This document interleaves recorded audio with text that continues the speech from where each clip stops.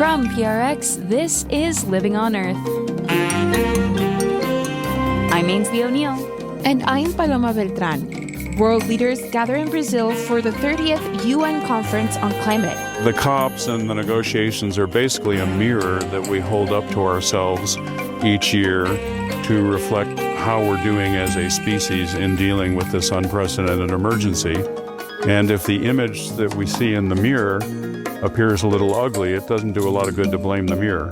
Also, legal protections for an Amazonian insect with strong cultural ties. For thousands of years, they say their ancestors have relied on the bees to provide honey that helps them treat a variety of illnesses. The indigenous peoples really credit the stingless bees for helping them survive. That and more this week on Living on Earth. Stick around. From PRX and the Jennifer and Ted Stanley studios at the University of Massachusetts, Boston, this is Living on Earth. I'm Paloma Beltran. And I'm Ainsley O'Neill. Paloma, I don't need to tell you that there has been a lot of legislative and funding chaos in Washington, D.C. recently, to put it mildly, and Democrats are struggling to retain some grip on political power during the Trump presidency and with Republicans at the reins in Congress. That's right, Ainsley. And with all that division and infighting in Washington sucking up much of the political air, it can be easy to forget about the impact of local politics. But of course, what happens at the local and state level can make a huge difference, especially in the long run and when it comes to environmental issues. Well, November's elections did bring notable victories and a sigh of relief for Democrats across the country, boosting the party's optimism and generating questions about its future direction. Now, environmentalists are wondering to what extent addressing the climate crisis will be part of that future. Here to talk to us about what to keep an eye on as these new leaders step into action is Marianne Lavelle, Washington Bureau Chief for our media partner, Inside Climate News. Welcome back to Living on Earth, Marianne. Great to be here. So, perhaps the result that got the most attention was the victory of 34-year-old Democratic Socialist Zohran Mamdani as the next mayor of New York City. Yeah, his campaign, which focused a lot on affordability for average New Yorkers, seemed to strike a positive chord, especially with young progressives. But something that may or may not have gotten a little lost in the shuffle were his stances on climate issues. Marianne, how has Mamdani framed the climate crisis? Yes, I think it may have gotten lost because he didn't talk about it directly.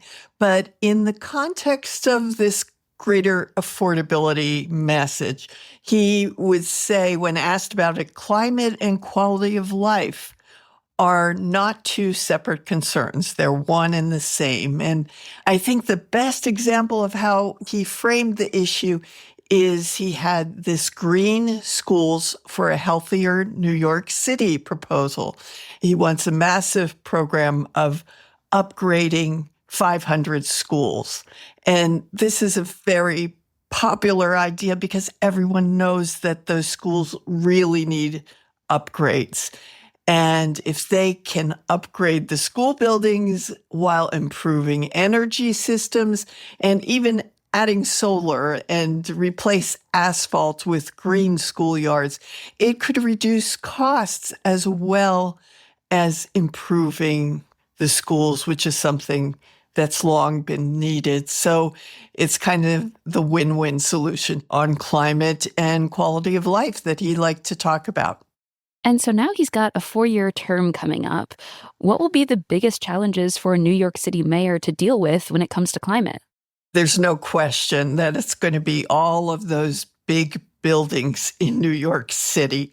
The city actually in 2019 passed a law, one of the world's most ambitious city laws, to reduce greenhouse gas emissions, and 70% of those emissions come from big buildings.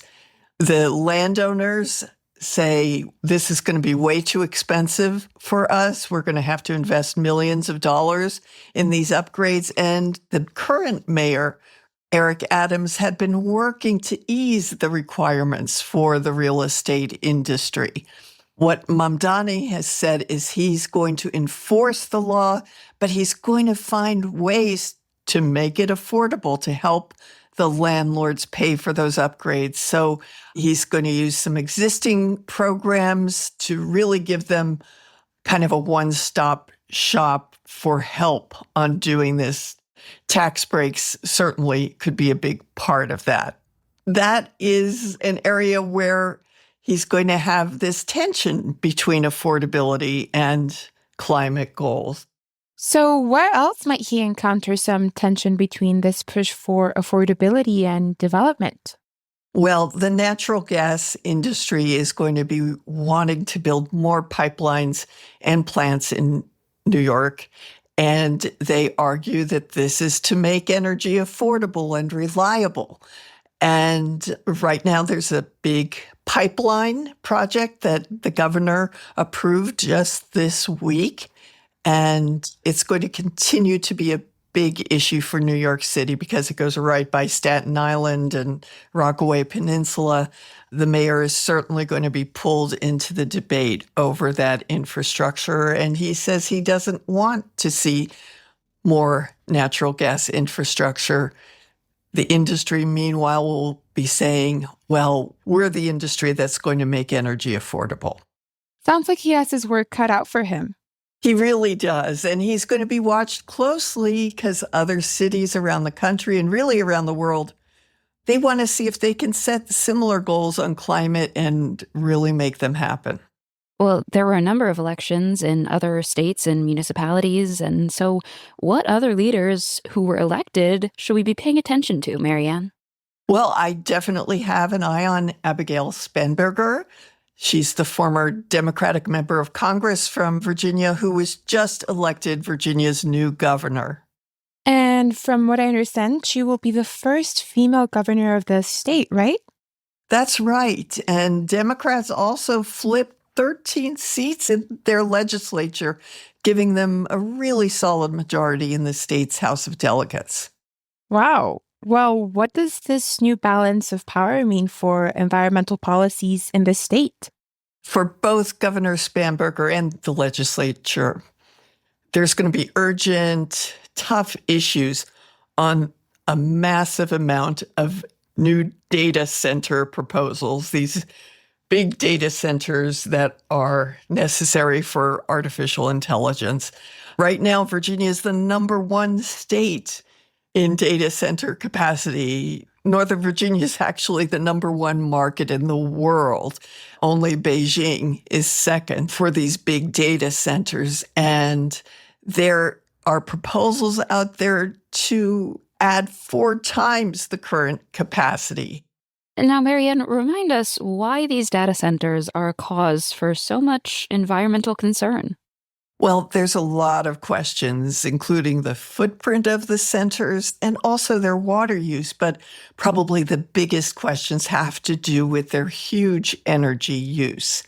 In 2020, Virginia's Clean Economy Act was passed, and that was meant to decarbonize the state's electric grid by 2050. But how can the state reduce its fossil energy as the law calls for when it's seeing all this new demand from the data centers? Well, I know Spanberger's platform included talk about lowering energy costs and producing more energy in Virginia. How did she propose to do that? She'd like to see a big build out of solar and battery storage in Virginia. And she's also a big proponent of offshore wind. But all of the offshore wind projects require federal approvals. And she's going to face opposition from the Trump administration on that. There could be a similar situation like we've seen in New York, where the president pressures the governor to get concessions and agree to natural gas build out in return for his approval of wind projects. So that's definitely a thing to watch for. All right, well, Marianne, as many of our listeners know, I am a proud Jersey girl, and we just elected a new governor, Democrat Mikey Sherrill. What promises has she made along the lines of energy? Well, she promises to put a freeze on utility rates on her first day in office, and then begin a massive build out of new electricity sources. New Jersey has had one of the highest run-ups in electricity bills in the country, up about 20% in 1 year. And she said, we need more power and we need to know more about how the utility companies are using this money. And to what extent is Governor-elect Sherrill proposing renewable energy expansion? She definitely wants to see solar and battery power to be a big emphasis. She also is a proponent of offshore wind. Her opponent was going to put a ban on offshore wind, so that's a big difference that New Jersey voters voted for. There still is going to be pressure to expand natural gas, just as in the other states. New Jersey has a lot of nuclear power, and she wants to build on that. And she said that also is a way to expand energy and keep carbon emissions down. Yeah, and Marianne, I also heard that the Georgia Public Service Commission election was somewhat of a shock, with Democrats Peter Hubbard and Alicia Johnson securing 2 seats on the commission. What was going on there, do you think? Absolutely. It was a big deal. And the Georgia Public Service Commission, not many people usually keep track of that office, but it's a big office for deciding utility rates. And people were pretty fed up with a whole bunch of increases in their electricity bills. So the same issue that we've seen in New Jersey, in Virginia, in New York, energy affordability. Yeah, that really seems to be sort of the common theme out there, Marianne. What else have you seen across these various different political landscapes when it comes to climate? Well, one thing that I think you're going to hear throughout the coming year is tying these rising energy and electricity rates to the Trump administration policies. We've had electricity rates increasing even before Trump took office, but things like shutting down offshore wind, forcing old coal plants to run, even though they're problematic, you're going to hear opponents of the Republicans be bringing this up over and over again, that clean energy is cheaper energy. And that is really going to be a theme in these political races in the coming years that could help decide control of Congress. We will definitely have to keep tabs on these new leaders and new policies on the road to midterms just 1 year away. Absolutely. Marianne Lavelle is the Washington Bureau Chief for our media partner Inside Climate News. Thanks so much for taking the time with us, Marianne. Thank you, Marianne. Thanks for having me. Coming up, an update on global climate policy and science as COP30 kicks off. That's just ahead on Living on Earth. Stay tuned. Living on Earth's fall fundraiser just wrapped up, and with your help, we reached our goal of 800 new or renewing member gifts by November 1st. If you're still considering supporting LOE, it's not too late. Now is still a great time to give. Visit LOE.org and click donate. And thank you for supporting Living on Earth. It's Living on Earth. I'm Ainsley O'Neill. And I'm Paloma Beltran. This year's UN climate talks are underway in Belém, the gateway to the Amazon in Brazil. And with nations' pledges to reduce greenhouse gas emissions way off track from where they need to be to meet key climate goals, frustrations have boiled over. On the second day of COP30, protesters led by indigenous peoples, including the Tupinamba, diverted from the government-approved protest route and stormed past security into the COP30 venue. An indigenous leader identified by The Guardian as Cacique Gilson wore a blue feathered headdress and spoke during the protest. We don't eat money. We want our territory free. But the business of oil exploration Mineral exploration and logging continues. Longtime climate talk observer and senior associate for E3G, Alden Meyer, is there at this COP and witnessed some of the commotion.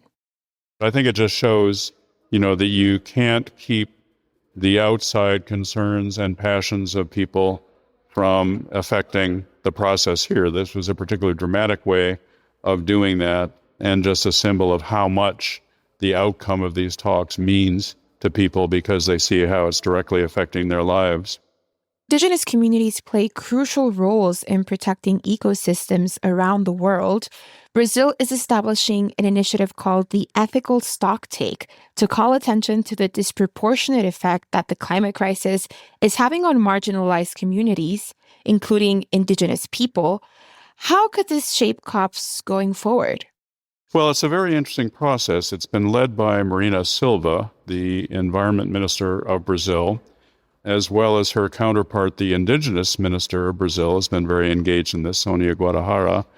And they have held a number of dialogues and meetings around the world in this ethical stocktake process, engaging not just indigenous communities, but scientists, artists, poets, ethicists, people from all walks of life, to try to say what is our moral responsibility to impacted people, to future generations, to achieve the kind of outcomes we need in this process.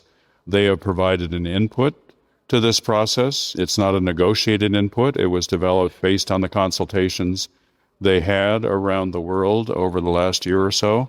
But it really is a voice for morality and ethics and the rights of impacted people both now and in the future. And I think it is making a difference in the way that they're perceived. Brazil also, the presidency, has made an unprecedented effort to engage indigenous communities and people in this process in terms of observer status, participation in dialogues, etc.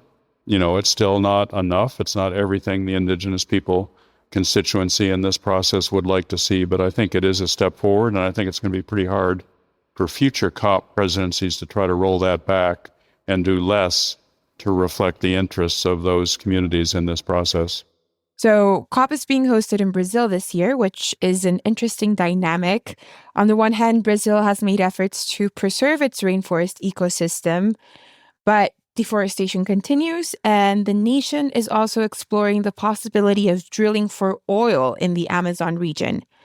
How is Brazil navigating its place at this year's climate talks? Well, this is a sort of inherent contradiction in a lot of countries, including some of the most recent hosts of the COPs. On the one hand, you're seeing a long-term commitment to transitioning away from fossil fuels. We have to get to net zero emissions by mid-century. That's not that far away anymore. On the other hand, you see short-term economic development and energy security imperatives, which are driving not just Brazil, but many other countries to continue to develop and produce oil, coal, and gas, despite their long-term commitments to phasing out those energy sources. And of course, here in Brazil, it's not just oil drilling. You see dramatic expansion of beef production, of soybean production, which are putting strains on the rainforest, on the Amazon. This is true in other countries as well. I think the U.S. is the leading developer and exporter now of fossil fuels, and in terms of projected development, particularly around liquefied natural gas. You also see that with other producing countries in the north, like the UK and Norway and Canada and Australia.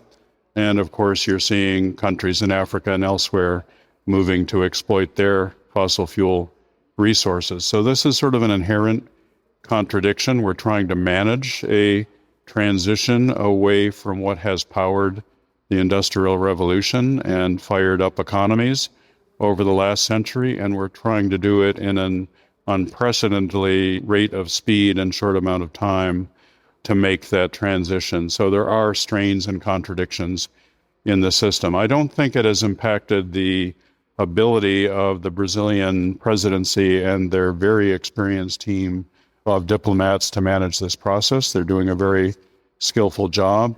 But just like any other country, there are different forces at play, and there are very powerful interests in Brazil, in the energy sector, in the agriculture sector, in the mining sector, that don't want to change the current rules and ways of doing business because that would impact their business models and their profitability. And Alden, I do want to ask you, what's been the presence of the fossil fuel industry at this year's climate talks? Well, the fossil fuel industry has been in this process since the very beginning.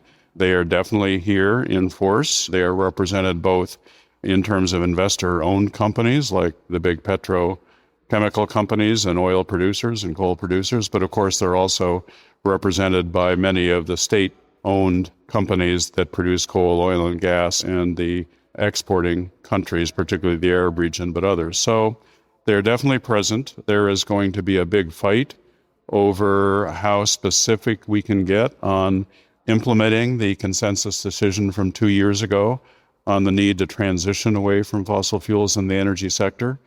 At that decision in Dubai at COP28, we were able to get specific commitments to triple production of renewable energy by 2030 and to double the rate of energy efficiency improvement from around 2% a year to 4% a year by 2030, but we were not able to get any benchmarks or quantification of the transition away from fossil fuels.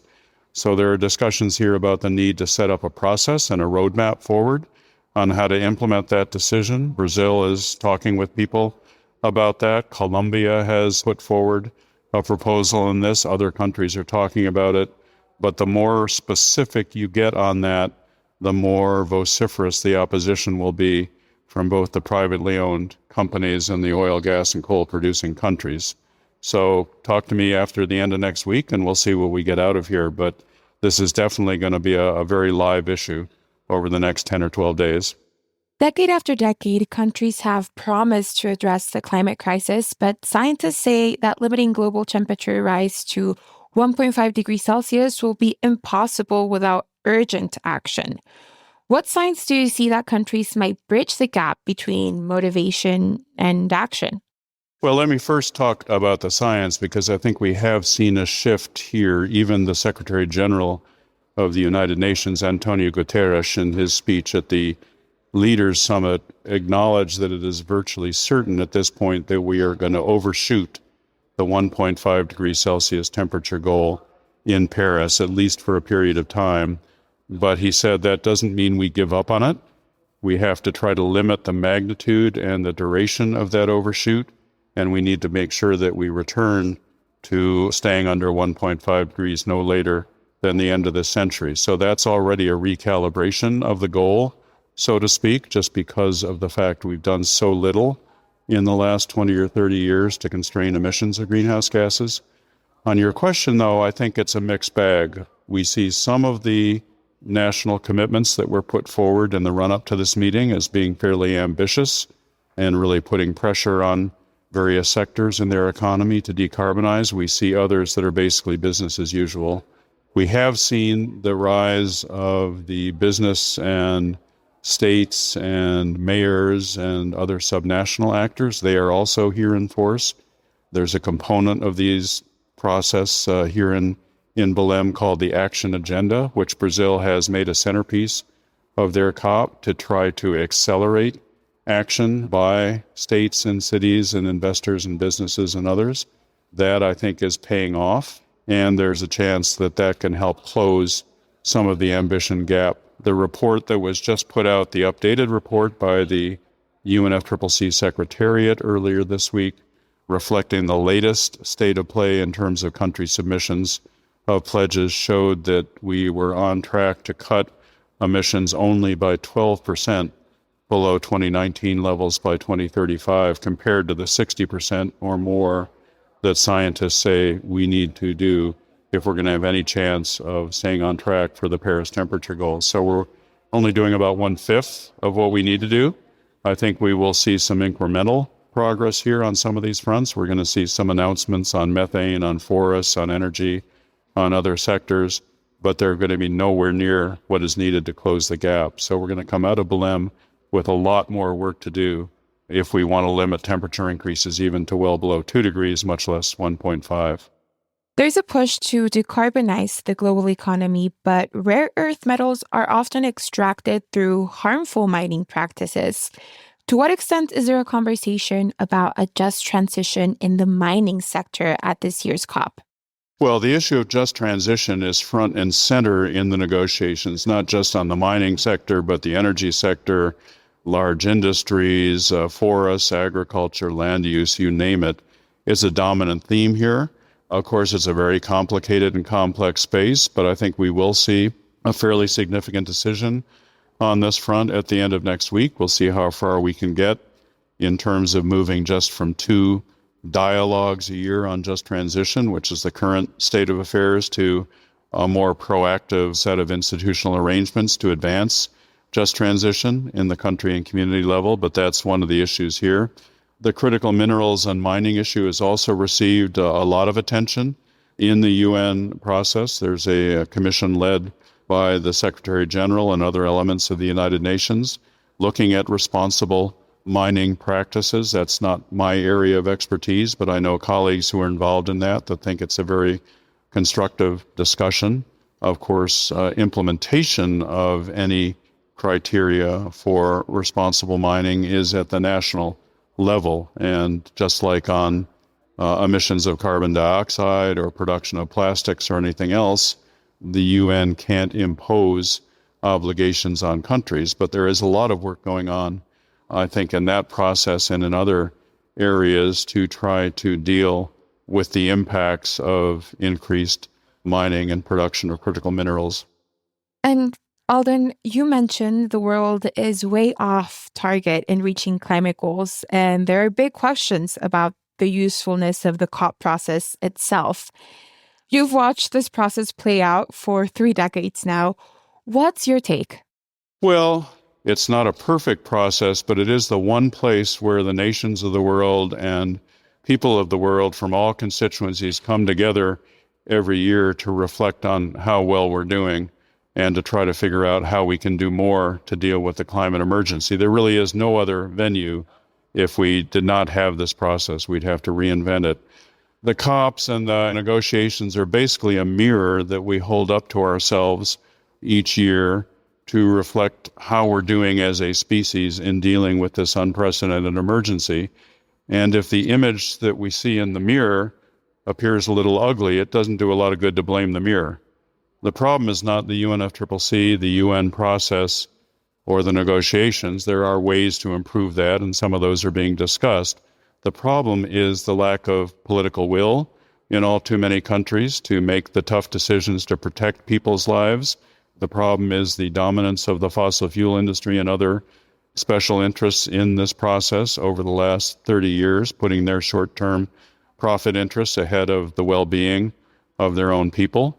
And that's what we have to address. We need more profiles and political courage by leaders. We need more people stepping up to demand action, and most of that has to happen back in capitals and back in countries before delegations arrive at these COPs. What you see here is a reflection of the positions that have been negotiated and determined among the powerful countries before they send their negotiators to the COPs. And you can't just show up at a COP in Belém or Dubai or London or anywhere else and expect to get instant change. You have to work hard for it in the months ahead at home if you're going to affect the position of countries. And I think people are realizing that, and we're seeing some of that reflected in these hallways, but nowhere near enough. Alden Meyer is a senior associate at E3G, working on U.S. and international climate policy and politics. Thanks so much for joining us. It was great to be with you again. If you enjoy the stories you hear on Living on Earth, please consider signing up for our newsletter.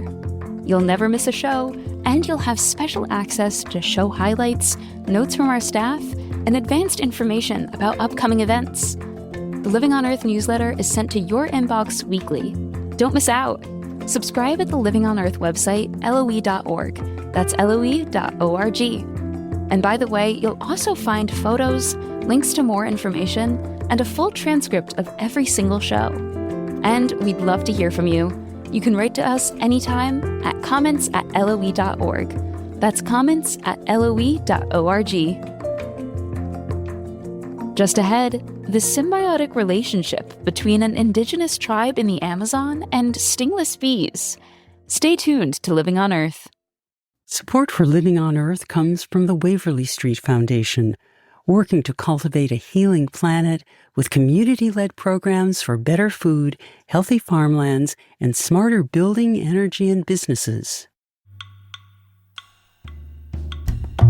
If you're one of Living on Earth's listener supporters, or if you've been considering a donation to LOE, this message is for you. As a nonprofit news organization, listener support is vital to LOE's weekly effort to bring you up-to-date environmental news and information. Your gift to LOE makes a difference and makes our work possible. So thank you. It's Living on Earth. I'm Ainsley O'Neill. And I'm Paloma Beltran. Scientists attending the 30th UN Climate Conference in Brazil are highlighting the alarming state of the cryosphere, or the frozen part of Earth covered in ice, snow, and permafrost. A recent report by the International Cryosphere Climate Initiative warns that the European Alps, Rockies of the Western U.S. and Canada, Iceland, and Scandinavia would lose nearly all ice at 2 degrees Celsius of warming. And we're on track for more than that at this point. Miriam Jackson is a glaciologist, climate scientist, and the Eurasia and Nordic director of the International Cryosphere Climate Initiative. She's there at COP30 and joins me now. Welcome to Living on Earth, Miriam. Thank you very much. Nice to be here. So what is the current state of the cryosphere right now? I know you just had a presentation at COP30 at the climate talks about the cryosphere. What are we looking at here? Where does the cryosphere stand? Very good question. So yes, I've actually just been given a presentation on tropical glaciers. The tropical glaciers are the ones that, these low latitudes in Peru, in Bolivia, in Ecuador, also in Africa. They're actually responding very quickly to climate change. They're at high elevation, and they're a little bit different than other glaciers because they sort of get mass, they get snow at any time of the year, and they can melt at any time of the year. And they're changing very quickly, probably, more quickly than the global average. And we do see that globally glaciers all over the world are changing fast. Some areas faster than others. For example, the European Alps, the glaciers are changing very fast. In parts of Norway, especially northern Norway, on Svalbard, up, very high northerly latitudes. And it's actually quite interesting because it's a little bit unusual that when there has been climate change in the past, it's possibly a little bit different from one part of the world to the other. But what we're seeing now is something very similar over the whole world, that all the different glaciers, ones at, very high latitudes, almost quite close to the North Pole, the ones at very high elevation, quite close to the equator, the ones in high mountain Asia, a lot of these are generally 5,000 meters and above. These are all changing. Some of them are changing quite slowly and some of them are changing quite fast. But since the turn of the century, so since 2000, many of them have lost 20% of the mass and some of them even more. And that's a huge amount. To lose that much of the mass in just over 20 years, that's not sustainable. That kind of rate, many glaciers are going to disappear very soon. Some glaciers have already disappeared. Venezuela, Slovenia lost their last glaciers quite recently. So this isn't something that we're saying this is going to happen. We should be careful. This is already happening. What are some of the impacts of melting glaciers on surrounding communities and on the world as a whole? We're seeing many different impacts from melting glaciers. The most immediate is people, especially in high mountain areas, who use the water from melting glaciers for water supply. Hindu Kush Himalaya, a lot of people there are very dependent on glaciers for meltwater, for agriculture, for hydropower, also for tourism, also for spiritual reasons. Glaciers mean so much to so many people. And what we're seeing is that people are already being affected by glacier change now. And this is affecting mountain communities the most, affecting them now. Also affecting a lot of people downstream who might live far from the glaciers, but especially in arid regions, certain parts of Central Asia and northern Pakistan. It's very dry, but they depend on water from glaciers, also water from snow. And they're really seeing changes now. We're going to see them very soon. Also, what we're seeing is that the glaciers are also it would affect the sea level, because even though the mountain glaciers are small, they're already affecting how the water goes into the sea and causes sea level rise. And this affects everybody living in coastal communities or on low-lying islands. And Miriam, what are glaciologists and cryosphere researchers pushing for at COP30? We're here for a few different reasons. Basically, we're trying to, to communicate information about the cryosphere, the things I've just told you, that these are the different ways that changes in glaciers are so affect us. It's changes in water supply, it's hazards like the floods, it's sea level rise, and just trying to make sure that the negotiators understand the science, that they have the facts, they have the language that they need. We're working hard to get it in the text. And sometimes we do see that people in some parts of the world are thinking like, why are we interested in sea ice? This doesn't affect us. We're not in the Arctic, sea ice doesn't affect us. Changes in sea ice affect everybody because this affects the albedo of the Earth. As we lose sea ice, the Earth gets warmer even faster. So we're trying to communicate this, that these are the facts about cryosphere. This is how fast it's changing. This is how much the change is accelerating, and making sure that the policymakers here, the negotiators here, understand this, and they have the language also and the knowledge so they can get this into the text, or if necessary, fight to keep it in the text, because there's always a lot of discussion on what should and shouldn't be in the text. And you're currently at COP30 in Belém, Brazil, where these climate negotiations are taking place. It's been 30 years of climate negotiations. What are the sentiments there? Well, the sentiments here vary quite a lot. There's many countries, there's countries like Tajikistan, like Nepal, like Bhutan, that are really seeing the effects now of changes in the glaciers. They might have seen deaths from these glacial lake outburst floods, or they might just be seeing other floods that are caused by, sudden rain on the snow. And they're seeing all kinds of changes. So they're very concerned. And the low-lying island states, they have a coalition, and they're very concerned as well, because as they say, they've contributed the least to climate change, but they're still the ones who are suffering the most. And some of these islands are very low-lying, and they're thinking, will we even still be here by the end of the century? So they really feel the urgency. There's also a lot of countries here who export oil, and burning hydrocarbons is one of the main reasons for climate change. And a lot of them are quite reluctant to see the urgency. Obviously, their countries make a lot of money from exporting oil, so they want to keep on. And I think, to be honest, I think they don't really understand that this is something that's going to affect everyone. There's no point in continuing to make money if the whole world is struggling so much with climate change that nobody's interested in buying oil anymore. They're just interested in survival. So it is frustrating here. For some people, this is existential just because of disruptions globally. We have disruptions in trade as we have more people migrating because where they live, they can no longer live, they can no longer survive. So globally, it's going to affect everybody. And it is very hard trying to communicate this to some of the countries who possibly aren't immediately affected, but will be in the long run. But we keep on trying. Miriam Jackson is a glaciologist, climate scientist, and the Eurasia and Nordic Director of the International Cryosphere Climate Initiative. Thanks so much for joining us. Thanks very much. It's been a pleasure talking to you. Most of us are familiar with a few key facts about honeybees. They live in hives, they pollinate our food, and they sting. But hundreds of honeybee species don't actually have that stinger we know from European honeybees, though they do still live in hives and pollinate crops. One of the places you can find these stingless bees is in the Peruvian Amazon, where the local Ashaninka people have developed a sort of symbiotic relationship with the bees and their honey. But habitat loss linked to climate change, forest fires, and deforestation is posing an existential threat to these bees and indigenous communities. Teresa Tomasoni of our media partner Inside Climate News reported on a new first-of-its-kind Peruvian law that gives these stingless bees legal rights to help protect them. She's here to give us the buzz.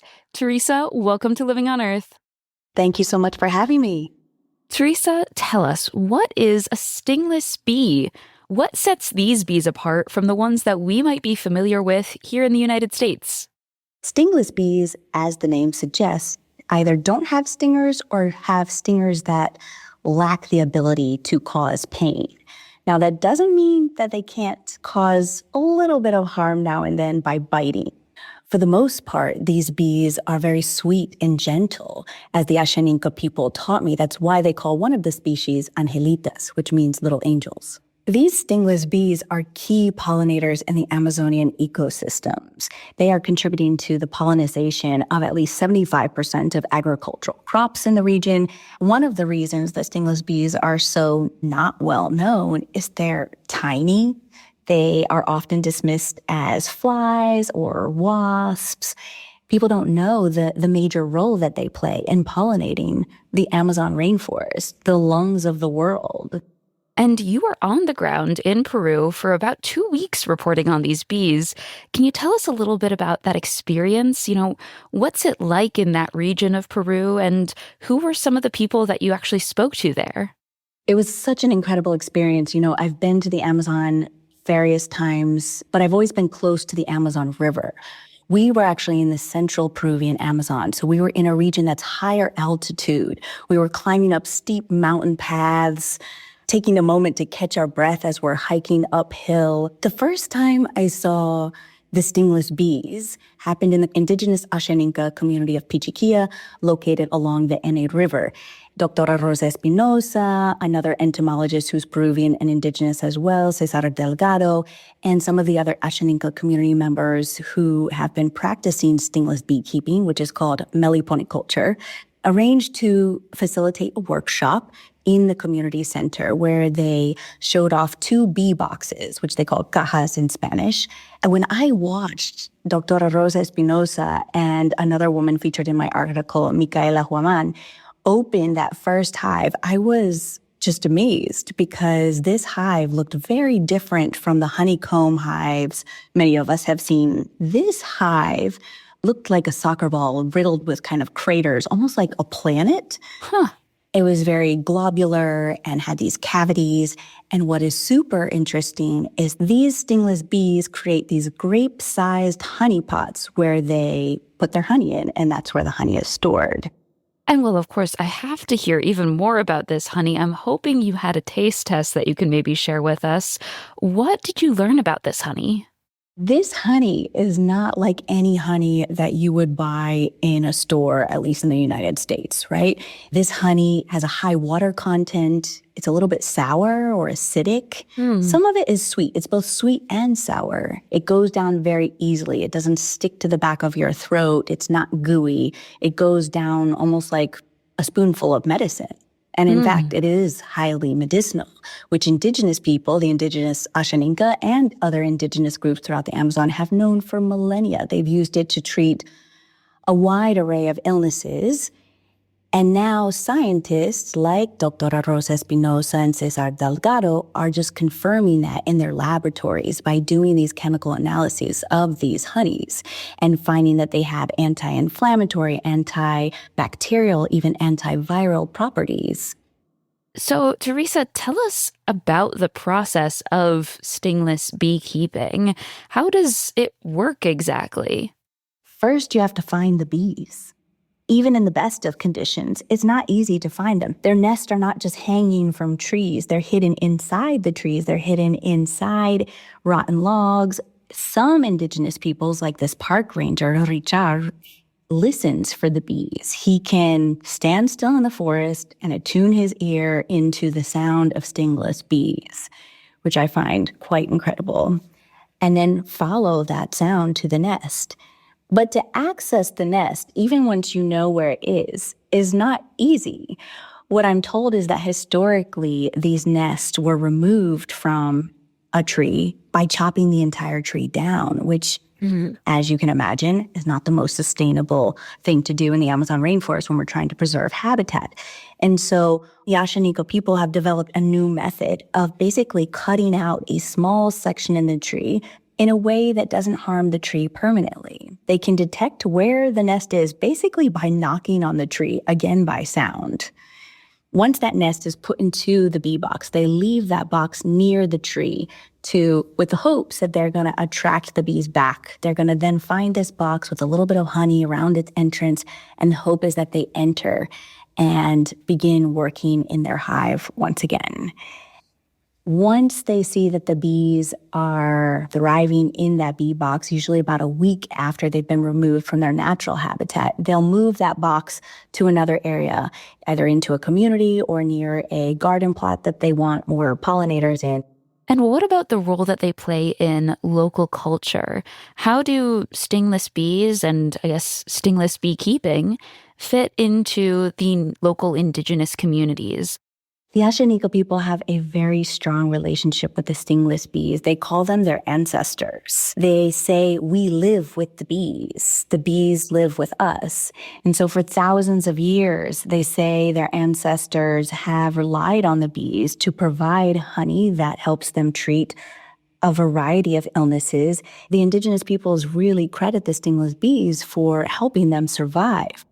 So, your reporting talks about a new declaration that came out of the Peruvian government that actually gives these bees legal rights.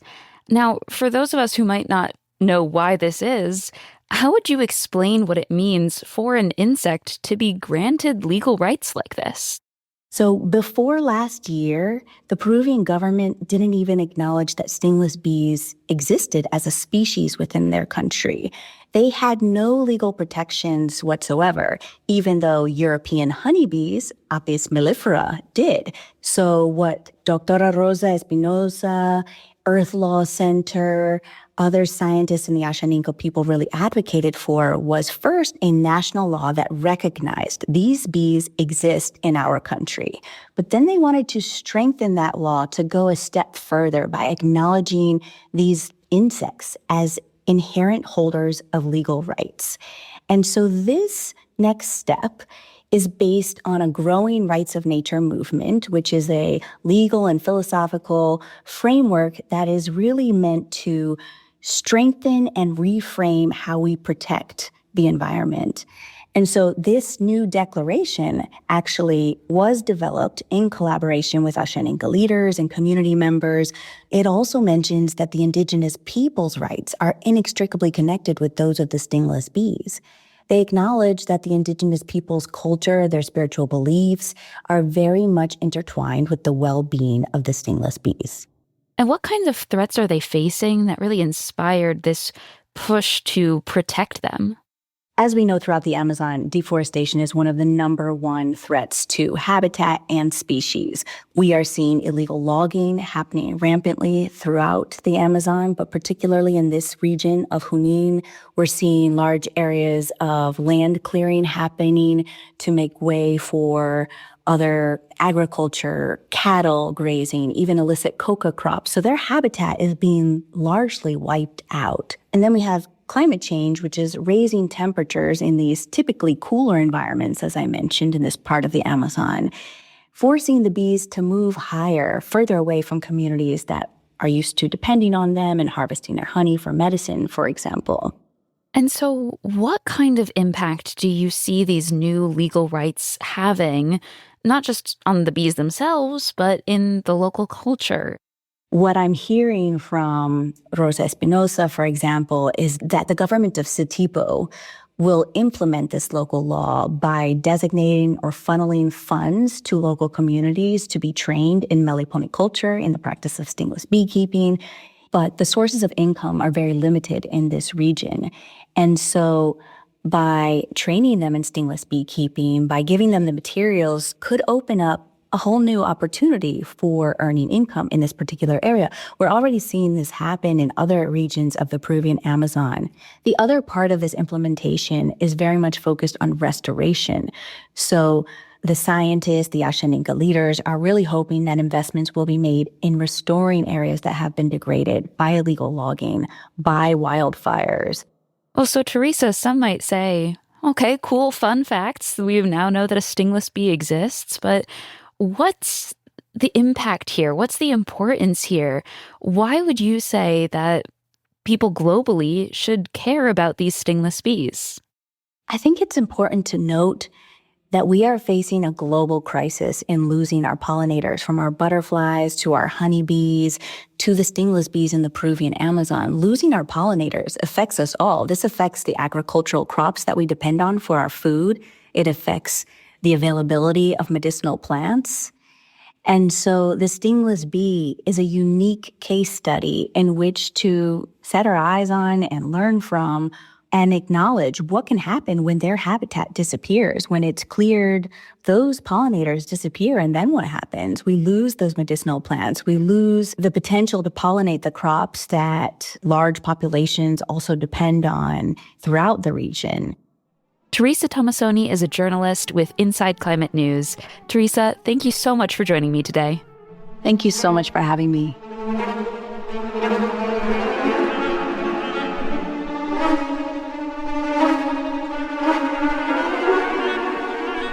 Living on Earth is produced by the World Media Foundation.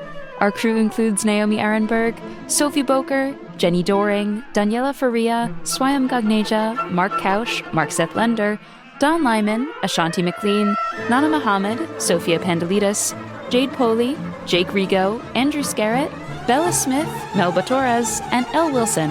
Tom Tiger engineered our show. Allison Lirish-Dean composed our themes. You can hear us anytime at LOE.org, Apple Podcasts, and YouTube Music. And like us, please, on our Facebook page, Living on Earth. Find us on Instagram at Living on Earth Radio, and we always welcome your feedback at comments@LOE.org.